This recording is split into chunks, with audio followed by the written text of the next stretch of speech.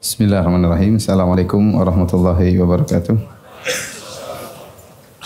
Alhamdulillahi ala ihsanih wa syukru lahu ala taufiqihi wa amtinanih wa asyhadu an la ilaha illallah wahdahu la syarika lahu ta'ziman li sya'nih wa asyhadu anna Muhammadan abduhu wa rasuluhu da'ila ridwanih.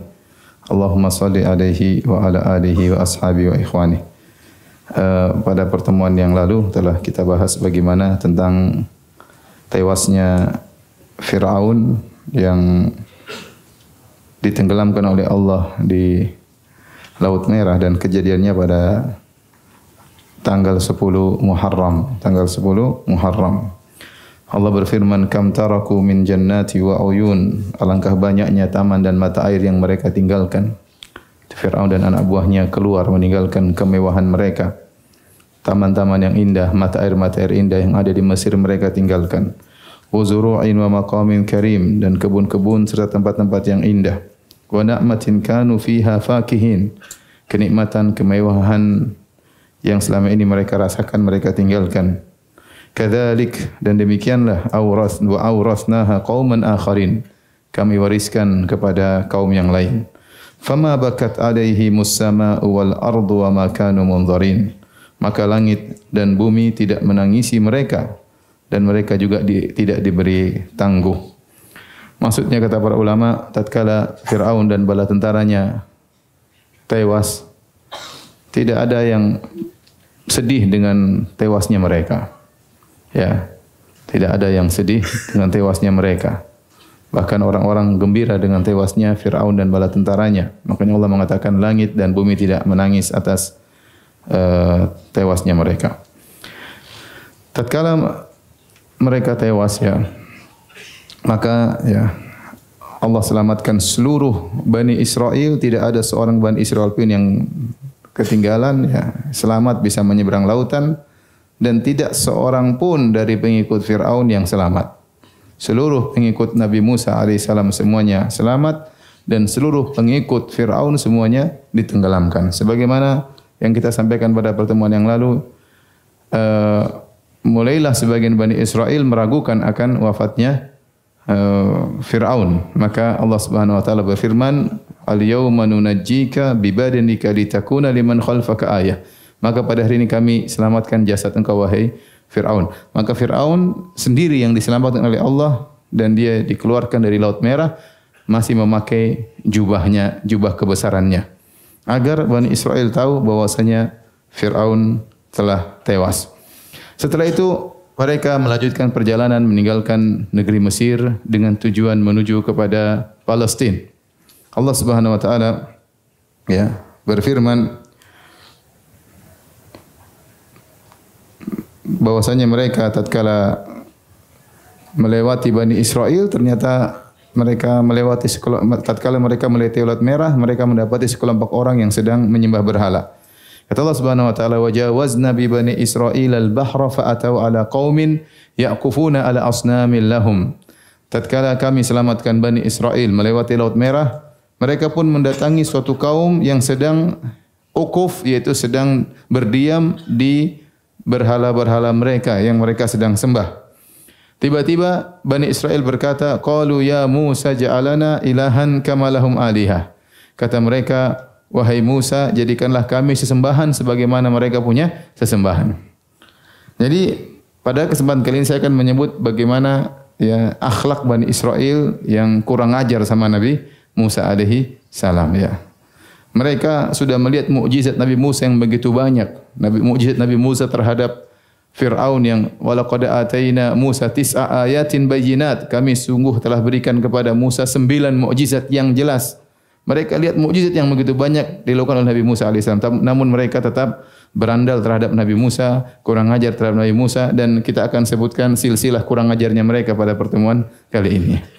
Di antaranya, baru saja mereka selamat melewati Laut Merah, mereka melewati sebagian orang yang sedang menyembah berhala, tiba-tiba mereka punya ide, ya.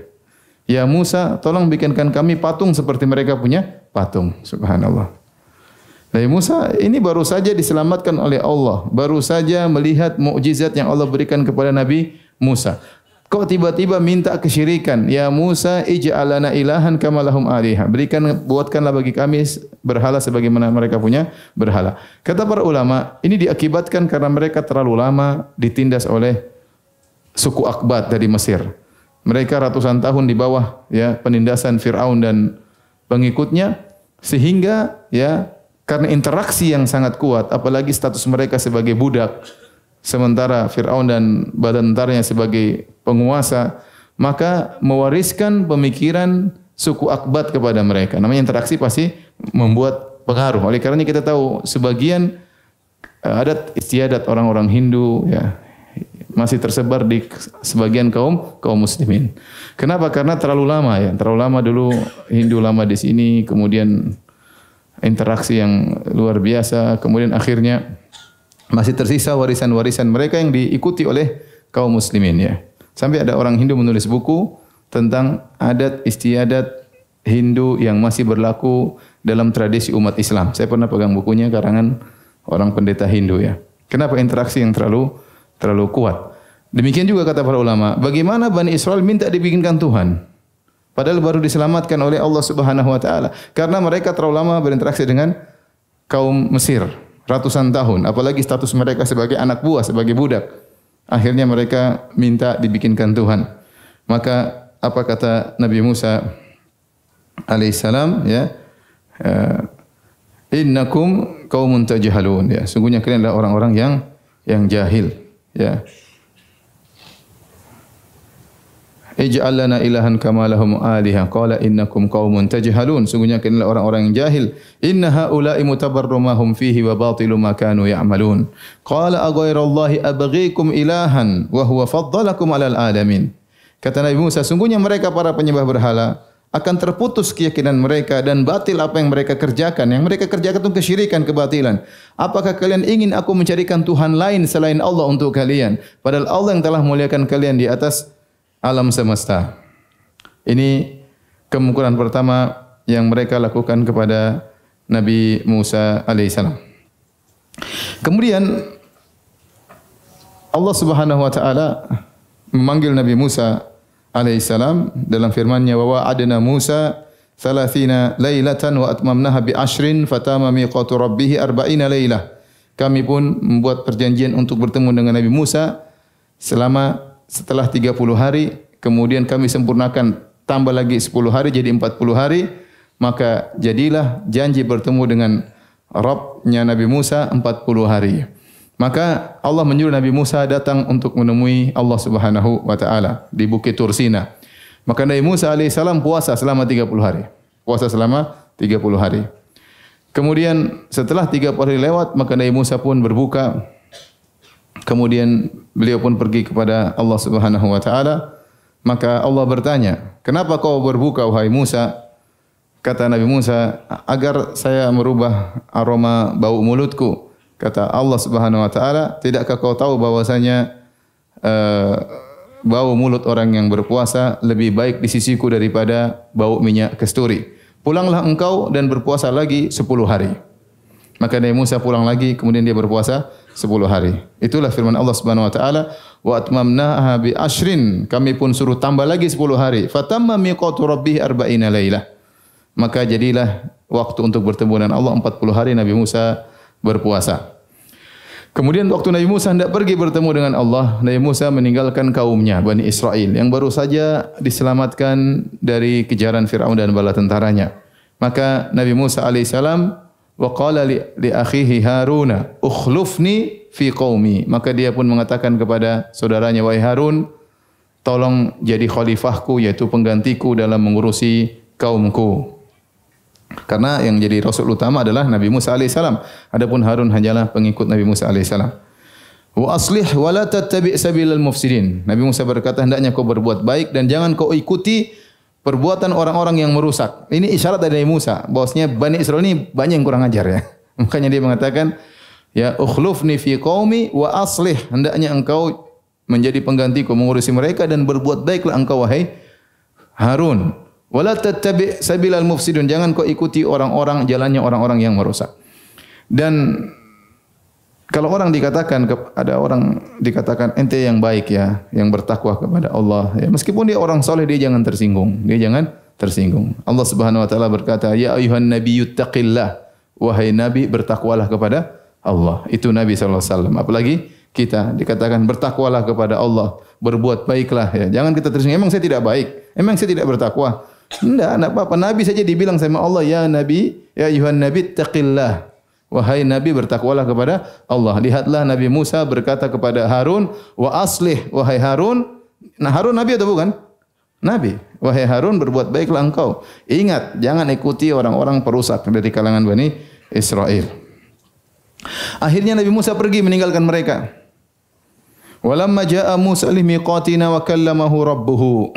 Maka Nabi Musa pun pergi bertemu dengan Allah Subhanahu wa taala, terjadi pembicaraan dengan Allah. Makanya Nabi Musa disebut dengan kalimullah, yaitu yang Allah berbicara langsung dengan Nabi Musa. Yang Allah berfirman wa kallamallahu Musa taklima. Sungguh Allah telah berbicara dengan Nabi Musa dengan sebenar-benar pembicaraan. Disitulah disebutkan oleh ahlul kitab bahwasanya Allah memberikan kepada Nabi Musa 10 perintah Tuhan, ya. The 10 Commandments ya katanya. Ya. Diberi 10 perintah Tuhan, yaitu dilarang mencuri, dilarang berzina, dilarang mencintai istri temanmu, dilarang macam-macam ya. Aturan-aturan ada 10 aturan yang itu mirip-mirip juga ada dalam Al-Quran Al-Karim. Intinya waktu Nabi Musa berbicara dengan Allah, kata para ulama, Nabi Musa rindu ingin melihat Allah Subhanahu wa taala, mendengar berbicara dengan Tuhan. Bagaimana Allah memberi perhatian luar biasa kepada Nabi Musa alaihissalam, bagaimana Allah telah menolongnya semenjak kecil, bagaimana Allah menyelamatkannya dari kejaran Firaun, bagaimana Allah memberikan dia mukjizat yang begitu banyak. Sekarang saatnya ngomong langsung dengan siapa? Allah Subhanahu wa taala. Tiba-tiba Nabi Musa rindu ingin melihat Allah. Nabi Musa berkata, "Rabbi arini anzur ilaik." Ya Allah, tunjukkanlah dirimu, aku ingin melihat apa? Melihat engkau. Saking rindunya ingin bertemu dengan Allah. Apa jawaban Allah Subhanahu wa taala? Qala lan tarani, kau tidak bisa melihat aku. Artinya kemampuanmu tidak ada ya. Makanya orang tidak mungkin melihat Allah kecuali pada hari kiamat. Ya, Nabi sallallahu alaihi wasallam mengatakan dalam Sahih Muslim, "Ta'allamu annakum lan taraw rabbakum hatta tamutu." Ketahuilah kalian tidak akan melihat Rabb kalian sampai kalian meninggal dunia. Kenapa? Karena kemampuan kita enggak ada. Mata kita melihat matahari aja enggak mampu. Kita lihat las aja kita enggak mampu. Apinya las kita enggak mampu. Melihat matahari mata enggak mampu. Maka Allah ingin beri gambaran kepada Musa. Jangankan engkau hai Musa manusia, gunung saja tidak mampu untuk menerima tajalliyat diriku, yaitu penampakan diriku, gunung tidak mampu. Makanya Allah mengatakan, "Qala lan tarani, walakin inzur ilal jabal." Tapi lihatlah kau kepada gunung. Fa in istaqarra makanahu fasawfa tarani. Kalau ternyata gunung mampu masih tetap pada tempatnya, kau akan melihat aku. Falamma tajalla rabbuhu lil jabali ja'alahu dakka wa kharra Musa sa'iqa. Tatkala Allah bertajalli, yaitu menampakkan ya, sebagian penampakan pada gunung, tiba-tiba gunung tersebut pun hancur dan Musa pun langsung apa? Pingsan ya. Ya, gunung aja yang begitu kuat, begitu kokoh, begitu besar, hancur, apalagi Nabi Musa. Nabi Musa pingsan. Ya, belum lihat Allah, baru lihat gunung sudah apa? Lihat gunung hancur, Nabi Musa ikut pingsan. Jadi yang dilihat bukan Allah, baru dilihat ada gunung yang hancur. Nabi Musa tidak kuat, kemudian pingsan. Makanya dalam hadis kata Nabi sallallahu alaihi wasallam tentang Allah, hijabuhun nur. Sungguhnya hijab Allah penghalangnya adalah cahaya. Lau kasyafahu, kalau Allah mengangkat hijab tersebut, sitar cahaya tersebut, la ahraqat subuhatu wajhihi man taha ilaihi basarhu min khalqih. Hadis riwayat Muslim. Kalau Allah menyingkap hijab tersebut, maka subuhat, yaitu cahaya wajah Allah akan membakar semua makhluk Allah yang dilihat oleh Allah Subhanahu wa taala. Tidak kuat makhluk. Ya. Saya ulangi kata Nabi sallallahu alaihi wasallam tentang wajah Allah, agungnya wajah Allah, kata Nabi, hijabuhun nur. Hadis ini hadis sahih riwayat Muslim. Sungguhnya sitar Allah adalah cahaya, hijabnya. Lau kasyafahu, seandainya Allah angkat hijab tersebut, la ahraqat subhatu wajhihi man taha ilaihi basarhu min khalqih. Maka cahaya wajah Allah akan membakar semua makhluk Allah yang dilihat oleh Allah Subhanahu wa taala. Ya, ini oleh karenanya tidak mungkin seorang melihat Allah pada hari kiamat kala di bumi ini. Makanya waktu Nabi sallallahu alaihi wasallam ditanya waktu Isra Mi'raj, "Hal ra'aita rabbak?" Hadis Abu Dzar radhiyallahu anhu. "Ya Rasulullah, apakah kau melihat Tuhanmu?" Kata Nabi sallallahu alaihi wasallam, "Nurun anna arahu." Ada cahaya yang menghalangi. Bagaimana aku bisa melihat siapa? Allah Subhanahu wa taala. Wa kharra Musa sa'iqa, maka Nabi Musa pun pingsan. Nabi Musa pun pingsan. Ya. Oleh karenanya Rasulullah sallallahu alaihi wasallam ya pernah melihat seorang muslim marah kepada seorang Yahudi, ya. Yahudi tersebut bersumpah, ya, walladzi ikhtara Musa 'alal alamin, demi Allah yang telah memilih Nabi Musa di antara seluruh alam semesta. Maka seorang muslim tersinggung, bilang Nabi Musa dipilih di atas seluruh alam, Nabi Muhammad lebih hebat. Maka dia pun marah kepada Yahudi. Maka Rasulullah SAW tegur. Rasulullah SAW mengatakan, la tukhayyiruni bainal anbiya, jangan kalian mengatakan aku lebih baik daripada nabi-nabi yang lain. Maksudnya itu urusan Allah. Jangan ente kemudian anda gara-gara mendahulukan saya, akhirnya anda ribut sama yang lainnya gara-gara masalah mana lebih afdal, Nabi Musa atau Nabi Muhammad SAW. Jangan membela karena sekedar fanatik. Ya, Nabi larang, ya. Yang jelas Nabi lebih mulia daripada semuanya. Tetapi Nabi ingin menjelaskan Nabi Musa juga mulia. Jangan sampai kau ingin membela saya, kau merendahkan Nabi Musa. Itu maksudnya. Jangan sampai kau ingin membela saya, kau merendahkan Nabi Musa. Maka kemudian Nabi Muhammad SAW menjelaskan, fa inna nasa ya yus'aquna yaumal qiyamah. Sungguhnya pada hari kiamat semua manusia dibuat mati oleh Allah Subhanahu wa taala. Wa ana awwalu man yufiq, dan aku adalah orang yang pertama kali sadar dari pingsan tersebut. Fawajadtu Musa, tiba-tiba aku mendapati Nabi Musa batishan ala qa'imatin min qawaimil arsh. Tiba-tiba aku sudah melihat, waktu saya terjaga, saya sudah lihat Nabi Musa sedang memegang arsy Allah Subhanahu wa taala. Fala adri, aku tidak tahu. A'afaqa qabli, apakah dia lebih dahulu sadar daripada saya? Am juziya bi saqati at-tur, apakah dia tidak dipingsankan oleh Allah karena sudah pernah dipingsankan waktu di dunia gara-gara minta lihat Allah Subhanahu wa taala. Jadi Nabi ingin menjelaskan, ya, jangan kalian gara-gara ingin menyanjungku akhirnya kalian mencela siapa? Nabi yang lain. Jangan kalian mencela Nabi Musa. Buktinya waktu hari kiamat Allah mematikan seluruh manusia dan saya yang pertama kali bangun. Tiba-tiba waktu saya sadar, saya lihat Nabi Musa sudah sadar. Apakah dia lebih sadar dahulu sebelum aku? Tentu berarti dia dimulia dalam sisi ini. Atau dia tidak dimatikan gara-gara dia sudah pernah dipingsankan sebelumnya waktu di dunia, dan dalam dua kondisi tersebut Nabi Musa punya kelebihan di situ. Ya, oleh karenanya kita katakan secara umum Nabi Muhammad SAW lebih afdal daripada seluruh nabi, tapi ada sebagian-sebagian hal yang memang sebagian nabi memiliki kelebihan, ya. Contoh seperti Nabi Yusuf alaihissalam paling tampan di antara seluruh para nabi, ya. Paling tampan di antara seluruh para nabi dengan pernyataan Nabi waqad u'tiya syatral jamal. Yusuf telah diberikan setengah ketampanan. Taib. Akhirnya Nabi Musa waktu pergi meninggalkan kaumnya, ternyata kaumnya bikin ulah lagi, ya. Kata Allah Subhanahu wa taala, ya. Wattakhadha qaumu Musa min ba'dihi min huliyihim ajlan jasadan lahu khuwar. Alam yarau annahu la yukallimuhum wa la yahdihim sabila. Ittakhadhuhu wa kanu zalimin. Waktu Nabi Musa pergi, mereka bikin patung sapi. Bikin patung sapi, kemudian dibuat dari emas. Emas-emas tersebut itu dari mana? Jadi disebutkan oleh para ahli tafsir, waktu Bani Israel pergi meninggalkan kota Mesir, mereka sempat sebagian mereka mencuri emas-emasnya suku Mesir, ya. Sekalian kita diusir, sekalian apa kita nyolong. Akhirnya mereka bawa pergi. Ketika mereka sudah lewat Laut Merah, Nabi Musa tegur, ini tidak halal bagi kalian nyuri barang. Akhirnya mereka, ya, humilna auzaran min zinatil qaumi faqadhafnaha. Kata mereka, ya Musa, kami ini membawa emas-emas haram, maka kami pun lempar. Ternyata waktu mereka membuang emas-emas tersebut diambil oleh seorang namanya Samiri. Samiri ini tokoh yang kita tidak jelas tentang hakikatnya, tapi disebutkan oleh sebagian tafsir dia bukan Bani Israel, tapi dia ngikut Bani Israel. Maka Samiri mengambil emas tersebut, kemudian dia bikin patung sapi. Dia bikin patung sapi. Kemudian patung sapi tersebut ternyata setelah dibuat patung, ada suara keluar dari patung sapi tersebut, suara yang tidak jelas. Bukan suara berbicara, tapi ada suara bunyi. Apakah ada angin masuk dari duburnya, kemudian keluar ke mulutnya. Intinya ada suara yang aneh, dan dia berkata, hadza ilahukum wa ilahu Musa fanasi. Ini patung sapi Tuhannya kalian dan Tuhannya Musa. Cuma Musa lupa, dia pergi jauh-jauh cari Tuhannya di sini. Tuhannya siapa?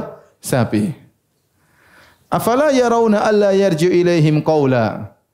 wala yamliku lahum dharran wala naf'a. Tidakkah mereka tahu bahwasanya ini sapi tidak bisa ngomong sama mereka. Kalau mereka aja ngomong, sapi enggak bisa jawab. Bagaimana dianggap Tuhan? Dan sapi ini tidak bisa beri mudarat, tidak bisa beri manfaat. Tetapi ada keajaiban sapi tersebut, ada suara yang keluar. Itu yang membuat mereka menyangka ini apa? Tuhan. Dan ini suatu hal yang aneh bagaimana mereka menyembah yang lebih hina daripada mereka. Taruhlah ini sapi, ini kan sapi ya. Gimana Anda manusia nyembah apa? Sapi. Tetapi kalau saya katakan kita sudah bicara tentang akidah, terkadang otak seorang tertutup. Dan kita lihat sekarang di alam nyata, betapa banyak orang nyembah sesuatu yang lebih rendah di bawahnya. Orang nyembah sapi, ya. Orang nyembah pohon, orang nyembah patung, orang nyembah mayat. Ya. Dia masih bisa bergerak, mayat enggak bisa apa dia sembah. Ini tidak lain karena otak mereka sudah dimasukin oleh iblis. Kalau kita mau berpikir sehat, gimana ente nyembah mayat? Tapi orang lakukan. Gimana ente nyembah sapi? Mungkin jutaan orang, mungkin miliaran orang nyembah apa? Sapi. Dianggap sapi adalah Tuhan. Ya. Taib, gimana akal sehat menyembah patung? Kita bilang miliaran orang menyembah apa? Patung. Ada enggak? Ada, buktinya banyak. Makanya saya katakan kalau sudah bicara akidah, terkadang akal seorang tidak jalan. Allah ajak pikir, bagaimana kalian menyembah sapi, hewan yang lebih rendah daripada kalian, yang tidak bisa menjawab perkataan kalian. Dia tidak bisa berbicara dan tidak bisa menjawab perkataan kalian. Ya. Tapi memang dia punya keajaiban sapi tersebut, ada suara yang keluar. Nabi Musa bertanya kepada Samiri, "Ma khatbuka ya Samiri?" Kenapa? Apa yang kau lakukan? Qala basurtu bima lam yabsuru bihi, faqabattu qabdatan min athari Rasul, fanabadhtuha wa kadzalika sawwalat li nafsi. Ternyata Samiri waktu Firaun tenggelam, Jibril datang naik kudanya. Ya, di antara Jibril masukin apa? Pasir ke dalam mulutnya siapa? Firaun, sebagaimana kita jelaskan pada pertemuan yang lalu. Waktu Jibril, Rasul maksudnya Jibril, waktu dia datang kemudian naik kuda, setiap langkah kudanya ada bekasnya. Bekas ada yang mengatakan tiba-tiba yang dipijak oleh kudanya Jibril berwarna hijau. Bekas pijakan kuda tersebut diambil oleh siapa? Oleh Samiri. Dikumpulkan. Ini suatu yang luar biasa. Entah siapa yang kasih wahyu kepada dia. Kemungkinan iblis ya. Intinya dia ambil. Setelah dia ambil, waktu dia bikin patung, dia campurkan dalam patung tersebut. Tiba-tiba timbul keajaiban. Keluar suara meskipun bukan berbicara. Nah, orang kalau sudah lihat sedikit keajaiban dianggap apa? Ah, ini Tuhan, ini ada suara. Akhirnya mereka sembah sapi tersebut. Makanya akhirnya waktu Nabi Musa datang dalam ayat yang lain kata Allah Subhanahu wa taala, "Wa ma a'jalaka an qaumika ya Musa?" Apa yang buat kau terburu-buru ke sini? Ya. Qala hum ala athari wa ajiltu ilaika rabbi litarda. Nanti mereka akan nyusul aku ya Allah. Aku segera datang kepada engkau agar engkau ridha. Jadi Musa itu rindu ingin ketemu Allah. Kok segera datang sini? Ya karena aku ingin engkau ridha, ya Allah. Qala fa inna qad fatanna qaumaka min ba'dika wa adallahumus Samiri. Wahai Musa, sungguhnya kami telah menguji kaummu dan mereka telah terfitnah oleh siapa? Samiri. Ternyata waktu Nabi Musa datang, lihat ada patung sapi. Jadi mereka joget-joget di situ ya. Joget-joget, Musa ngapain cari-cari Tuhan, Tuhannya di sini. Dia lupa Tuhannya ada di sini. Nabi Harun sudah tegur, wa laqad qala lahum Harun min qablu, ya qaumi inna ma futintum bih wa inna rabbakumur rahman fattabi'uni wa ati amri. Wahai kaumku, ya, sungguhnya kalian sedang terfitnah. Tuhan kalian adalah Allah Subhanahu wa taala. Ikuti aku ya. Ikuti aku, jangan kalian membangkang kepadaku. Namun mereka tidak dengar Harun. Harun orangnya halus, lemah, tidak seperti Nabi Musa. Macam-macam dipukulin oleh Nabi Musa.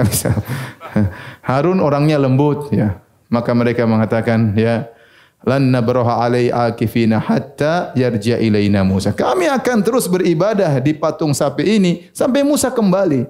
Kamu tidak ada urusannya. Ya, wahai Musa, wahai Harun. Waktu Nabi Musa datang, dia bawa alwah. Alwah itu lembaran-lembaran dari batu yang Allah tulis ya. Isinya tadi 10 perintah apa? Tuhan atau sebagian dari Taurat. Intinya dia bawa untuk dibacakan kepada kaumnya. Nabi Musa waktu dibilang sama Allah, kaummu sudah menyembah sapi, Nabi Musa marah. Tetapi dia tidak begitu marah. Ya. Begitu dia lihat patung sapi di hadapan mata dia, maka langsung Nabi Musa wa alqal alwah, maka dia lempar itu apa? Batu yang isinya tulisan firman Allah. Maksudnya Kalau kita dia lempar Al-Qur'an gampangannya. Saking marahnya itu apa namanya?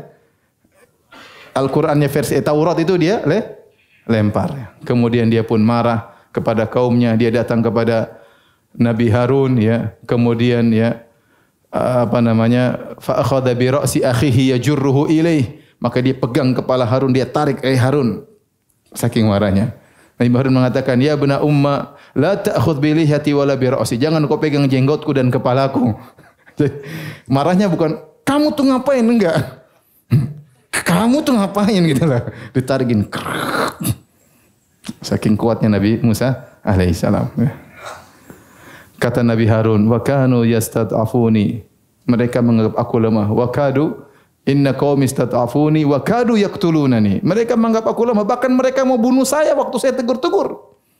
Dan Nabi Harun tidak berkutik di hadapan Bani Israel. Ini menunjukkan Bani Israel kurang ajar. Nabi Musa pergi, mereka bikin apa? Syirik. Nabi Musa datang, Nabi Musa marah. Akhirnya ditegur, Samiri diusir. Akhirnya Nabi Musa pun mengambil sapi tersebut, kemudian dibakar, ya, kemudian bakaran tersebut dilemparkan ke lautan. Setelah itu Nabi Musa alaihissalam menyuruh mereka untuk bertobat, ya. Untuk bertobat kepada Allah Subhanahu wa taala yang Allah Subhanahu wa taala ya sebutkan dalam Al-Qur'an, ya. Faqtulu anfusakum. Cara bertobatnya kata Allah, faqtulu anfusakum. Bunuhlah diri kalian. Ya, bertobat, tapi tobatnya dengan apa? Bunuh. Dan ini syariat zaman dahulu. Akhirnya dipisahkan. Tidak semua mereka nyembah berhala. Yang nyembah berhala mana? Minggir. Mayoritas. Situ duduk situ semua. Yang tidak menyembah berhala, minggir. Dua kelompok. Kemudian yang tidak menyembah berhala, semua pegang pedang. Untuk membunuh yang menyembah berhala. Saat di sini zaman dahulu. Setelah itu Allah turunkan semacam kabut, ada yang mengatakan zullah, semacam ada yang mengatakan kegelapan karena mereka tidak tega untuk membunuh saudara mereka sendiri. Maka Allah turunkan kabut, kemudian Nabi Musa suruh bunuh. Ada yang bunuh kakaknya, bunuh adiknya, bunuh bapaknya, bunuh saudaranya. Pokoknya disuruh bunuh, tidak tahu siapa yang dia bunuh. Banyak yang meninggal tatkala itu. Sampai dalam sebagian buku tafsir mengatakan waktu kejadian tersebut sampai 70.000 yang meninggal dunia karena mereka semua pada berbuat kesyirikan. Akhirnya diberhentikan. Tidak semua, masih ada sebagian yang masih hidup. Setelah itu Nabi Musa ingin bertobat lagi kepada Allah Subhanahu wa taala, maka beliau memilih sekitar 70 orang, ya, waqtara Musa qaumahu 70 rajulan limiqatina. Allah Subhanahu wa taala menyebutkan maka Nabi Musa pun membawa 70 orang dari ribuan Bani Israel, orang-orang yang sangat soleh untuk mewakili kaum mereka untuk minta ampun kepada Allah Subhanahu wa taala. Berjalan Nabi Musa bersama Harun bersama 70 orang tersebut menuju ke Bukit Tursina untuk minta ampun kepada Allah Subhanahu wa taala akibat perbuatan kaum mereka. Waktu Nabi Musa berbicara dengan Allah Subhanahu wa taala, disebutkan mereka mendengar ada pembicaraan dia. Kemudian mereka berkata, "Wahai Musa, ya, lan nu'mina laka hatta narallaha jahrah." Ini 70 orang paling soleh di Bani Israel. Mereka berkata, "Wahai Musa, kami enggak mungkin beriman sama Tuhanmu sampai kami lihat Tuhanmu jelas-jelas." Kurang ajar atau tidak?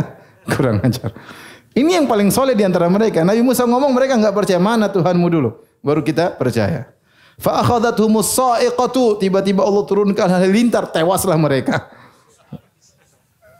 Kurang ajar mereka. Kemudian setelah mereka tewas, Nabi Musa minta ampun kepada Allah. Tsumma ba'atsnakum min ba'di mautikum, Allah bangkitkan lagi mereka. Ya, dalam surat Al-Baqarah Allah menyebutkan beberapa kejadian mati Allah hidupkan, mati Allah sampai 5 kali kejadian. Ini kejadian pertama. Ya. Jadi akhirnya mereka bertobat kepada Allah Subhanahu wa taala, ya. Kemudian mereka pun pulang ke negeri mereka, ya. Disebutkan Nabi Musa juga kemudian menerima Taurat. Nabi Musa sampaikan kepada kaumnya, "Wahai kaumku, sungguhnya inilah Taurat yang Allah turunkan kepadaku maka jalankan Taurat tersebut. Apa kata Bani Israel? Wahai Musa, lihat dulu peraturannya berat atau tidak. Kalau berat kita tinggalkan, kalau mudah kita jalankan. Masya Allah. Saya tidak tahu ini Bani Israel yang kurang ajar luar biasa. Jadi mereka masih nawar. Nabi Musa mengatakan ini dari Allah. Saya sudah jauh-jauh datang dari Allah. Mereka masih nawar lagi. Lihat dulu apa dulu isinya. Kalau bisa kita kerjakan, kalau enggak. Jadi mereka protes. Ya kalau yang soleh saja tadi mengatakan tidak beriman kecuali Allah, langsung dikasih kirim apa? Halilintar, apalagi yang bahlul-bahlulnya ya. Intinya akhirnya kata Allah, wa idna taqanal jabala fawqahum, karena mereka tidak mau menjalankan Taurat, Allah angkat gunung itu. Gunung di atas. Ente enggak mau jalankan, giar gunung. Hanya mereka ketakutan lihat gunung, ya udah kita taat. Jadi subhanallah mereka melihat mukjizat yang begitu banyak. Bayangkan tiba-tiba mereka enggak patuh datang apa? Gunung. Siap mereka enggak jalanin, dia jatuh ditimpa gunung. Akhirnya Nabi Musa menyuruh mereka bilang, ya Musa kita rindu ingin ke Palestina. Ayo jalan ke Palestina. Ya sudah kampung halaman kita. Ya kampung nenek moyang kita Nabi Yakub alaihissalam dulu di mana? Di Palestina. Maka berangkatlah Nabi Musa alaihissalam membawa Bani Israel pergi ke negeri Palestina. Allah sebutkan dalam Al-Quran, "Uzkuru ni'matallahi 'alaikum idh ja'ala fiikum anbiya'a wa ja'alakum muluka." Allah mengatakan, wahai Bani Israel, ingatlah nikmat yang Allah berikan kepada kalian. Tatkala Allah jadikan kalian banyak di antara kalian nabi-nabi, nabi ini, nabi anu, semua dari Bani Israel. Wa ja'alakum muluka, dan kami jadikan kalian tadinya diperbudak oleh Bani Israel, sekarang tidak. Kalian sudah punya rumah sendiri, kalian punya pembantu, mungkin kalian punya tidak diperbudak lagi oleh suku Fir'aun, suku Akbat ya. Wa ataakum ma lam yu'ti ahada minal alamin, dan Allah telah berikan kepada kalian kenikmatan yang Allah tidak berikan kepada umat-umat yang lain ya. Di mana kenabian di kalian orang-orang cerdas, kalian pokoknya banyak kenikmatan yang Allah berikan kepada kalian. Setelah Allah sebutkan nikmat-nikmat, Allah perintahkan, ya qaumi udkhulul ardal muqaddasata allati kataballahu lakum. Masuklah kalian kepada tanah suci yang telah Allah catat untuk kalian. Wala tartaddu ala adbarikum fatanqalibu khasirin. Dan janganlah kalian mundur ya. Maka kalian akan balik dalam kondisi merugi. Jadi mereka disuruh jihad oleh Allah Subhanahu wa taala. Begitu mereka masuk kota Palestina, ternyata ada orang-orang zalim di situ. Qalu ya Musa inna fiha qauman jabbarin. Wahai Musa, di situ ada orang-orang yang zalim, ya. Wa inna lan nadkhulaha hatta yakhruju minha. Fa yakhruju minha fa inna dakhilun. Kata mereka, enggak Musa. Kalian disuruh jihad? Enggak wahai Musa. Itu orang-orang zalim situ. Sampai mereka keluar dulu baru kita masuk loh. Kita ini disuruh ngeluarin mereka? Enggak, mereka keluar dulu baru kita masuk. Subhanallah. Sampai kemudian ada yang menasihati mereka, disebut Yusha bin Nun dan Kalib bin Yufanna, dua orang soleh.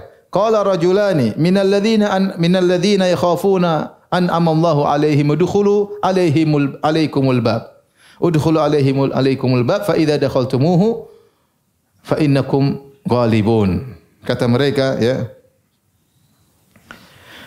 Udkhulu alaihimul bab, dua orang soleh mengatakan masuklah kalian perangi mereka ya.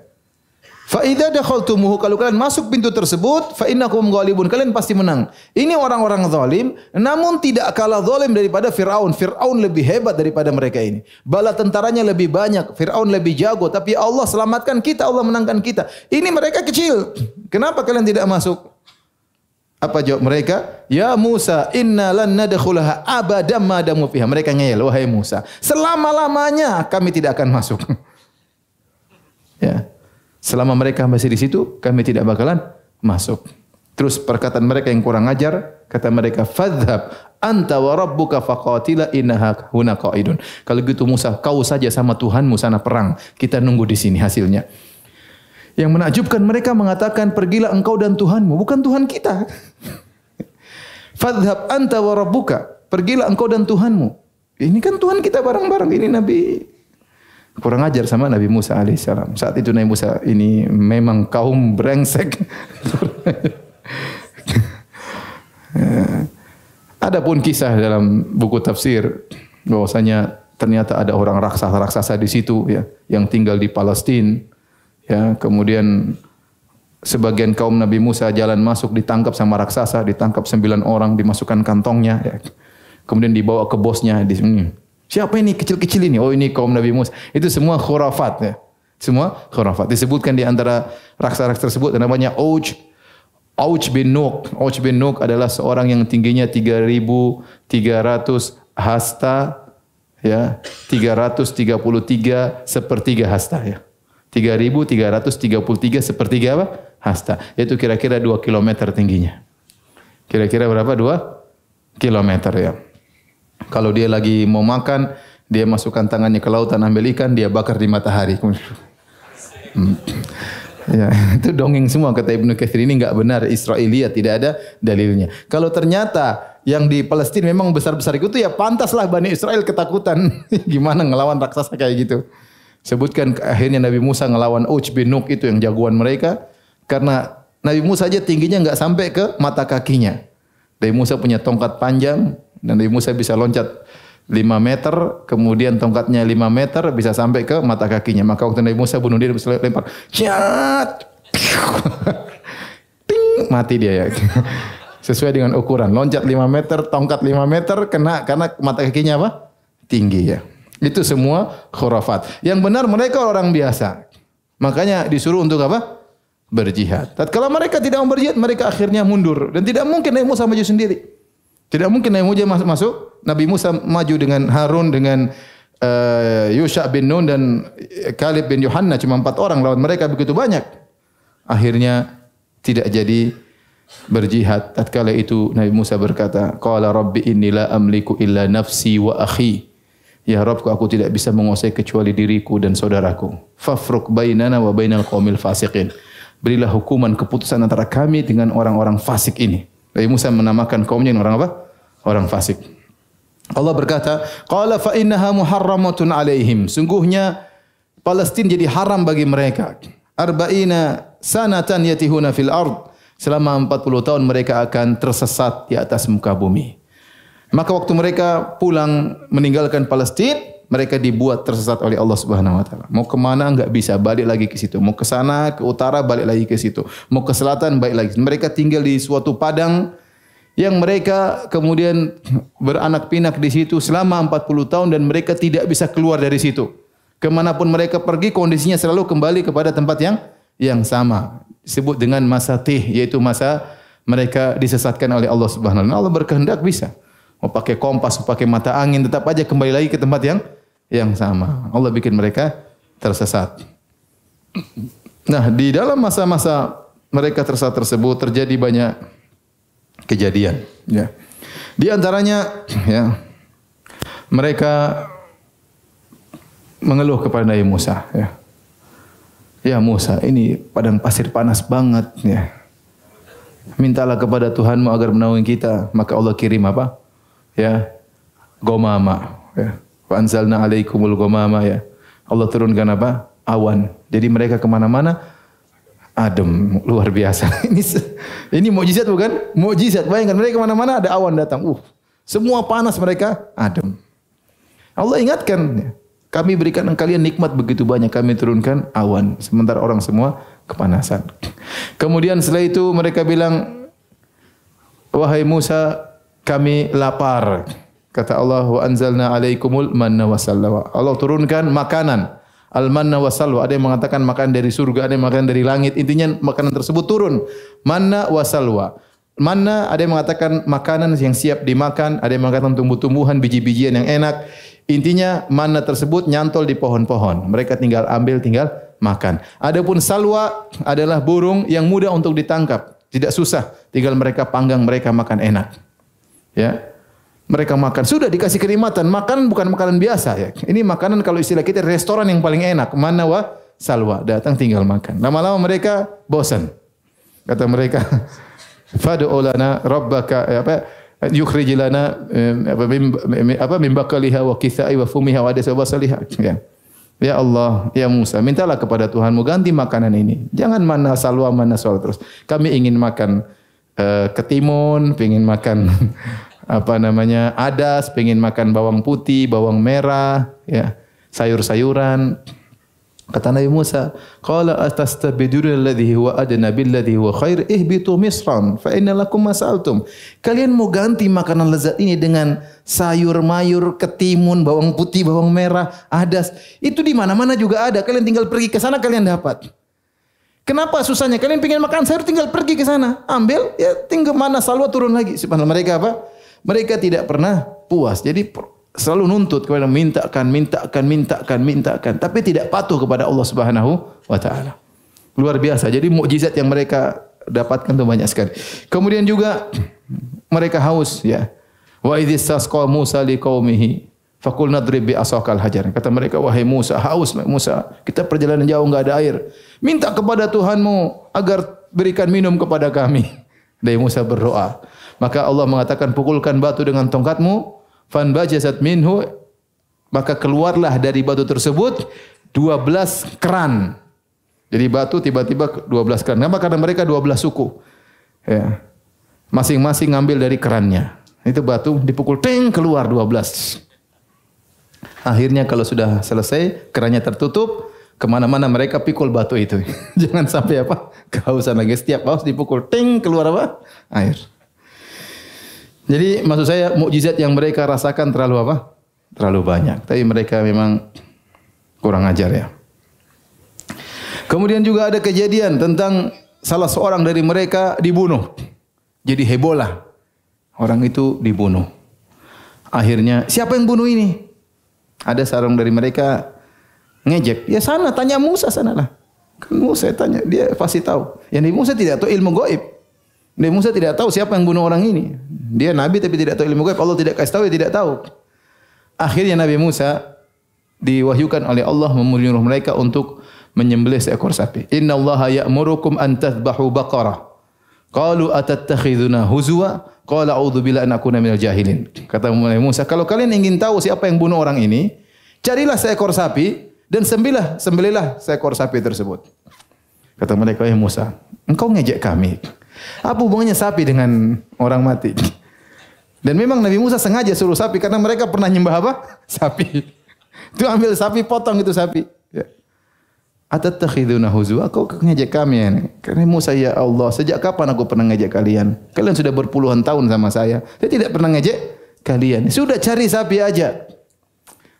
Mereka enggak terima langsung. Seandainya mereka terima langsung, tinggal cari sapi mana saja mereka sembelih, selesai. Tapi mereka bertanya-tanya supaya tidak nyembelih. Kata mereka, coba sebut tanya sama Tuhanmu, sapi yang kayak bagaimana? Mulailah mereka tanya-tanya dalam rangka supaya agar mereka terselamatkan dari perintah menyembelih sapi, ya. Akhirnya Allah Subhanahu wa taala berfirman, innaha baqaratun la faridun wala bikrun awanun baina dzalik, ya. Semakin banyak syarat-syaratnya, harus begini, harus begini, harus begini, tanya lagi harus begini, harus begini, harus begini. Sampai semakin sulit. Akhirnya mereka tanya terus gimana lagi? Akhirnya syaratnya semakin banyak yang Allah sebut dalam surah Al-Baqarah. Akhirnya mereka dapati sapi tersebut cuma satu di antara seluruh pemilik sapi, cuma sesuai yang memenuhi syarat, cuma satu ekor sapi. Ini ada sapinya satu ekor aja. Mereka datang kepada pemiliknya, sapi tolong kita mau. Oh, nggak bisa. Mau beli sapi ini harganya emas seberat sapi ini. Akhirnya mereka setengah mati ngumpulin emas untuk bisa membeli sapi itu. Jadi mereka kurang ajar, yang jual sapi juga kurang ajar. Jadinya inilah Bani Israel. Akhirnya mereka beli sapi, sapinya disembelih. Faqulna nadribuhu bi ba'dihha. Kata Allah, pukulkan dari sebagian sapi tersebut kepada mayat tadi. Ada yang mengatakan pahanya, ada yang mengatakan kakinya. Setelah disembelih sapi tersebut, Nabi Musa ambil kakinya, dipukulkan kepada mayat tersebut. Hidup dia. Siapa yang bunuh kamu? Si Fulan bin Fulan. Mati lagi. Mukjizat bukan? Mukjizat. Ini kehidupan setelah kematian yang kedua yang Allah sebutkan dalam surat Al-Baqarah. Jadi maksud saya banyak sekali ya kejadian-kejadian aneh yang dialami oleh Bani Israel bersama Nabi Musa alaihissalam. Akhirnya di zaman mereka 40 tahun tersebut mereka dibuat tersesat. Akhirnya Nabi Musa meninggal di zaman tersebut. Nabi Harun juga meninggal di zaman tersebut. Maka kemudian kenabian berpindah kepada Yusha bin Nun. Yusha bin Nun adalah seorang pemuda yang menemani Nabi Musa waktu mencari Nabi Khadir. Ya. Wa idh qala Musa li fatahu, tatkala Musa berkata kepada pembantunya. Pembantu tersebut adalah siapa? Yusha bin Nun. Yusha bin Nun ini yang Nabi sallallahu alaihi wasallam sebutkan satu hadis waktu dia diperintah berjihad. Kemudian dia berperang, tiba-tiba waktu sudah asar, sebentar lagi matahari tenggelam. Sementara kode etik mengatakan kalau matahari tenggelam, perang selesai. Maka dia berkata kepada matahari, ya, dia bilang kepada Allah, ya Allah, ya, wahai matahari, engkau diperintahkan, aku diperintahkan. Ya Allah, perintahkan matahari untuk tidak tenggelam dulu. Akhirnya matahari tertahan, sebentar saja, tertahan. Maka setelah selesai dia menang, baru matahari apa? Tenggelam. Jadi Allah pernah menahan matahari, ya, untuk kemenangan Nabi siapa? Yusha bin Nun. Nah, Nabi Yusha bin Nun inilah yang kemudian akhirnya membawa Bani Israel untuk masuk lagi ke Palestina. Masuk lagi ke Palestina. Entah di situ mereka bertemu dengan musuh atau tidak, atau mereka berjihad atau mereka tidak berjihad, tidak dijelaskan dengan detail, tapi intinya mereka kemudian masuk ke dalam Palestina, ya. Kemudian Allah Subhanahu wa taala berkata, hendaklah kalian masuk, ya, ke dalam pintu di Palestina sujada, dalam kondisi sujud, ya.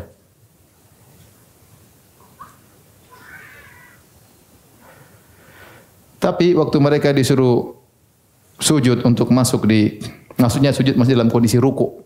Sujud sini maksudnya dalam kondisi ruku, jadi mereka masuk ke kota Palestina dengan penuh kerendahan, berterima kasih, bersyukur kepada Allah Subhanahu wa taala, ya. Wadkhulul baba sujada wa qulu hittah. Masuklah kalian ke pintu Palestina dalam kondisi ruku, tunduk kepada Allah. Kalian berkata astaghfirullah, astaghfirullah. Hittah artinya, ya Allah, ampunilah kami, ampunilah kami. Selama ini kami maksiat, kemudian disiksa, tersesat 40 tahun, dihukum. Jadi disuruh masuk kota Palestina dalam kondisi ruku dan dalam kondisi beristighfar. Tetapi ternyata mereka tidak ruku. Malah mereka duduk, kemudian mereka dorong-dorong pantat mereka masuk ke dalam. Jadi kurang ajar ini. Sudah selesai hukuman masih kurang ajar. Kemudian disuruh bilang hittah, itu artinya ampunilah kami ya Allah. Mereka jawab hintah.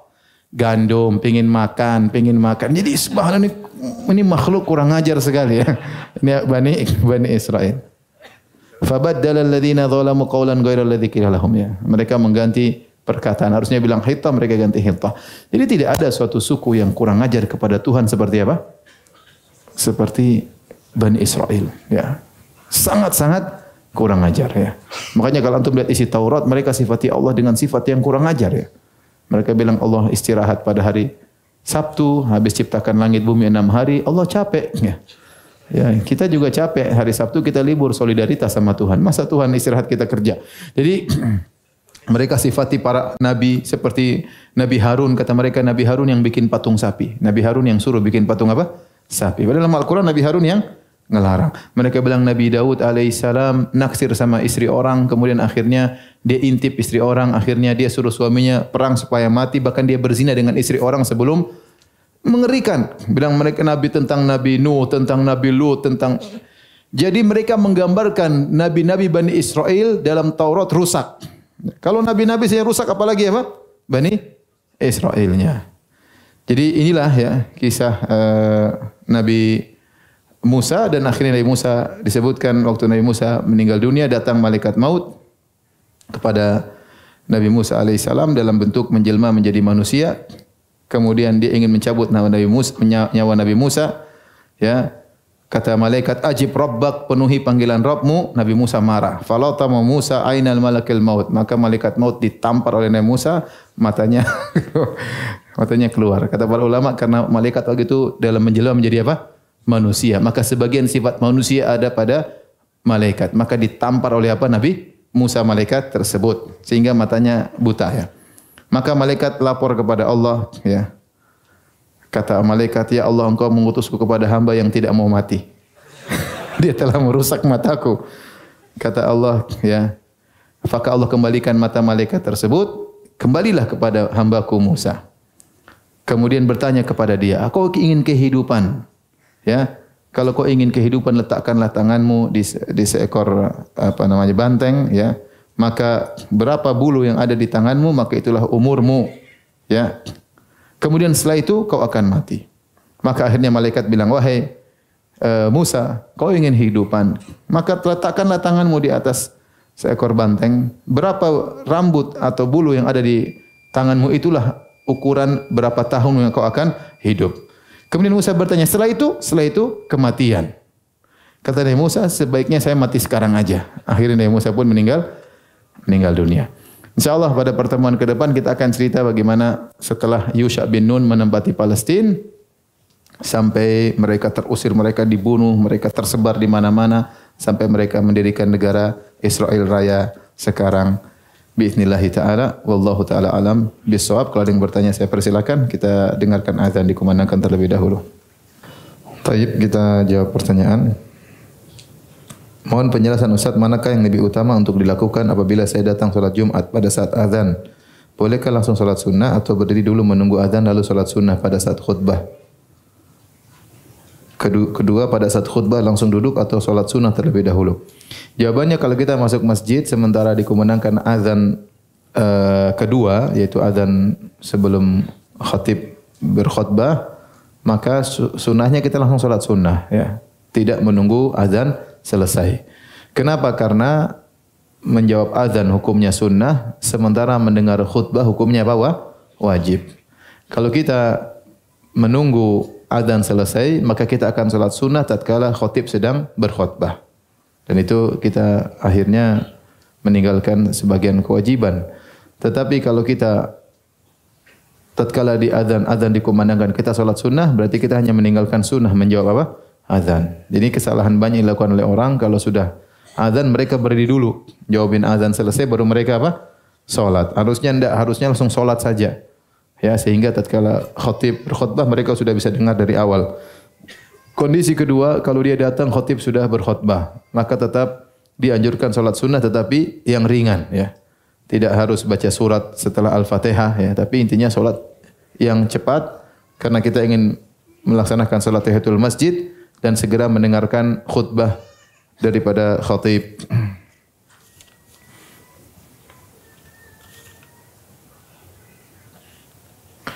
Ustaz, apakah di zaman sekarang kita boleh menghajar, memboikot seperti Rasulullah SAW memboikot sahabat Ka'ab bin Malik?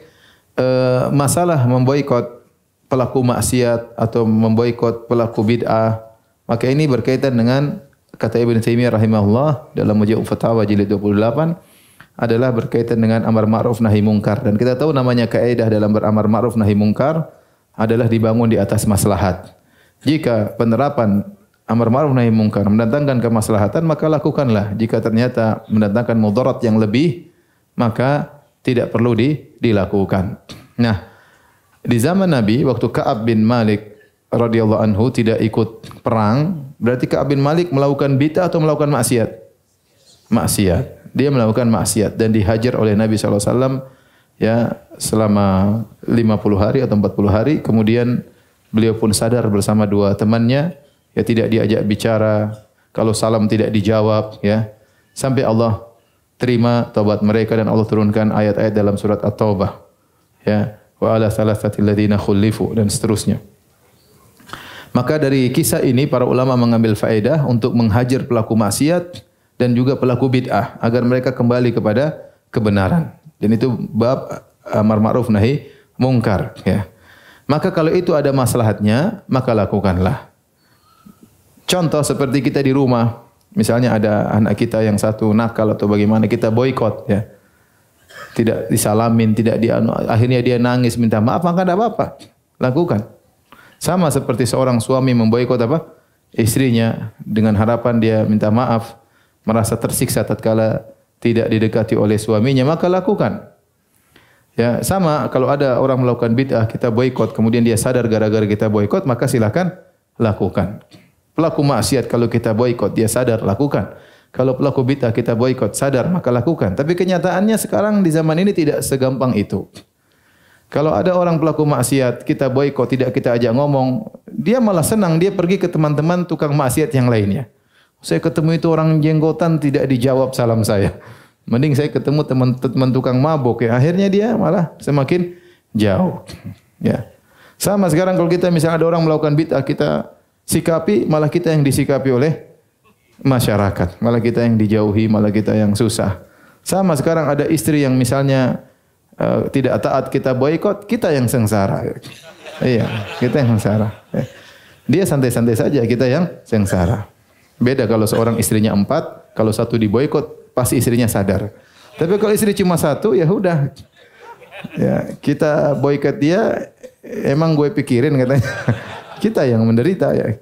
Oleh karenanya saya sering ditanya, Ustaz, saya boikot istri saya tidak bermanfaat. Itu banyak terjadi, ya. Maka cara untuk menanggulangi permasalahan tersebut bukan dengan memboikot. Tapi intinya itu adalah masalah ijtihadiyah, dilihat kondisi. Selama pemboikotan tersebut bermanfaat, lakukan. Kalau tidak, maka tidak perlu dilakukan. Tidak perlu dilakukan. Ustaz, apakah semua hadis di kitab Sahih Bukhari sahih semua? Untuk Sahih Bukhari semuanya sahih. Ya. Untuk Sahih Muslim ada beberapa hadis yang dikritiki oleh Imam Daruqutni dan yang lainnya. Tidak lebih dari belasan hadis ya. Entah ada 10-an atau lebih kurang daripada itu ya, tidak sampai 20 hadis. Ada yang dikritiki oleh sebagian ulama dan sebenarnya mengatakan yang dikritiki kebenaran pada yang mengkritik, kebenaran kepada yang mengkritik. Tapi Sahih Bukhari maka semuanya sahih. Kalau ada yang mengkritik maka yang benar Imam Al-Bukhari rahimahullahu taala.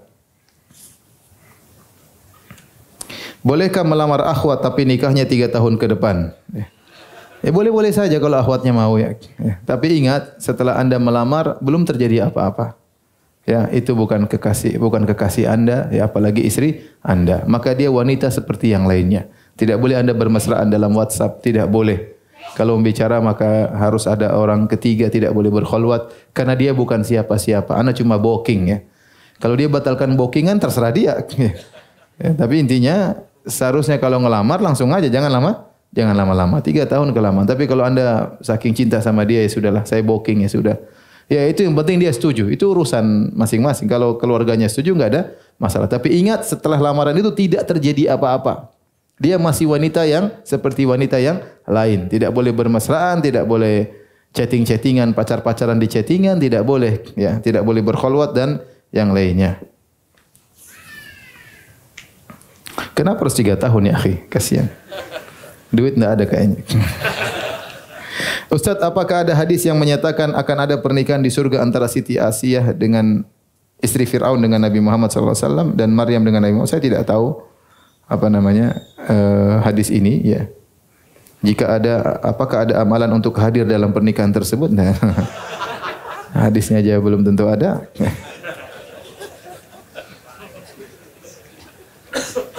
Ustaz, betulkah jika kita beramal secara tersembunyi bisa meredam kemurkaan Allah? Kata Nabi SAW, shadaqatus sir tudfi'u ghadabar Rabb. Sedekah yang dilakukan diam-diam meredamkan kemurkaan Allah Subhanahu wa taala. Maka kebiasaan salaf dahulu mereka bersedekah diam-diam, tidak ingin ada seorang pun yang tahu ya. Bagaimana jika punya pasangan hidup yang selalu kepo dengan penghasilan suami hingga susah untuk beramal dengan cara sembunyi-sembunyi? Apalagi punya sifat namam, suka mengadu domba. Mohon nasihatnya. Nasihat saya, nasihati itu istri ya. Nasihat istri enggak boleh ya. Enggak boleh namam ya.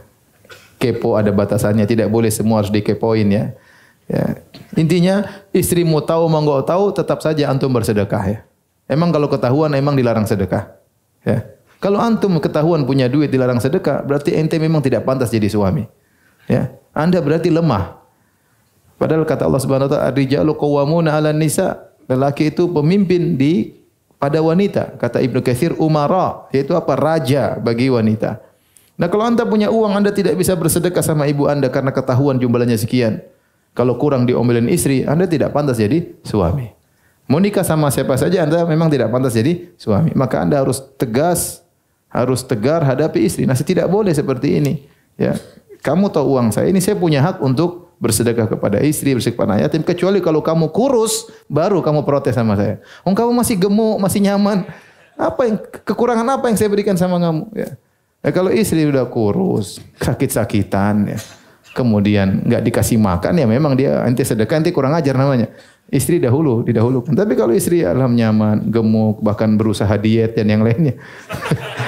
Terus ya sudah ente sedekah aja, ngapain dengar seperti itu. Teorinya begitu. Intinya lembut ya. Lembut tapi jangan mengalah. Kalau sudah urusan apa? Sedekah jangan mengalah, apalagi silaturahmi kepada keluarga. Tapi demikian saja, kurang lebih saya mohon maaf. Subhanakallah bihamdik asyhadu an la ilaha illa anta astaghfiruka wa atubu ilaik. Assalamualaikum warahmatullahi wabarakatuh.